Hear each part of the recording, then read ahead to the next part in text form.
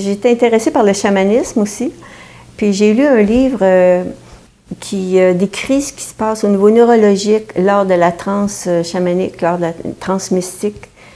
Méditation aussi, mais surtout il est intéressé au chamanisme, l'auteur. Et c'est étrangement, ça ressemble étrangement à ce que vivent les femmes au début de leur menstruation. La plus grande activité dans l'hémisphère droit du cerveau, l'activation du système nerveux autonome, branche sympathique, ensuite la branche parasympathique, et la sécrétion d'endorphines et d'endocannabinoïdes. Alors, c'est trois phénomènes qu'on retrouve aussi au début des menstruations. Bon, donc, on peut faire un parallèle entre la transe chamanique, ou l'expérience mystique, et le début des menstruations sur le plan là, purement physiologique. D'ailleurs, quand les femmes disent qu'elles ont une plus grande perception extrasensorielle, plus d'empathie, se sentent comme plus une avec tout, ça ressemble vraiment à ça aussi. Hein? Passer dans un autre monde, dans un monde plus subtil. C'est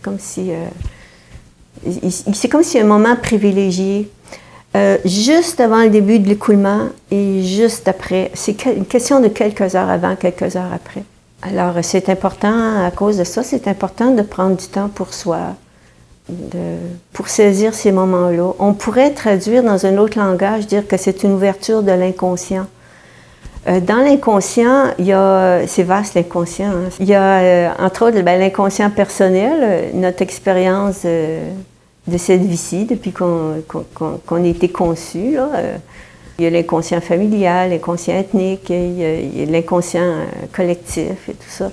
Il y a une ouverture qui se fait, qui fait remonter à la conscience des souvenirs, par exemple, les femmes qui ont le plus de troubles psychologiques, vous avez peut-être appelé ça SPM, là, mais qui ont le plus de troubles psychologiques, de dépression, entre autres, au début, avant les menstruations. On a noté dans la recherche que c'est beaucoup des femmes qui ont vécu des abus sexuels.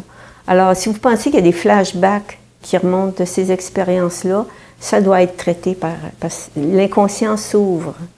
Alors, toutes les mémoires, c'est comme si les filtres, les censures qu'on a d'habitude tombaient. Alors, il y a plus de contenu qui émerge à la conscience.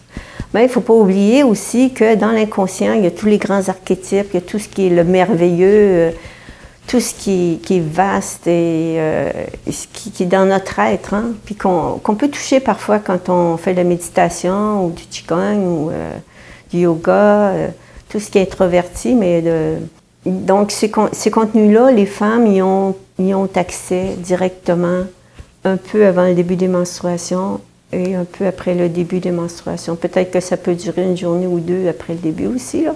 Mais scientifiquement, on a trouvé ce moment-là très, très, très particulier. C'est vraiment basé, c'est très bien documenté depuis 20 ans. En tout cas, l'aspect transfert de prédominance d'activité. Puis les autres données que je vous ai données, c'est ça, c'est à peu près 10 ans. Ouais, c'est ça.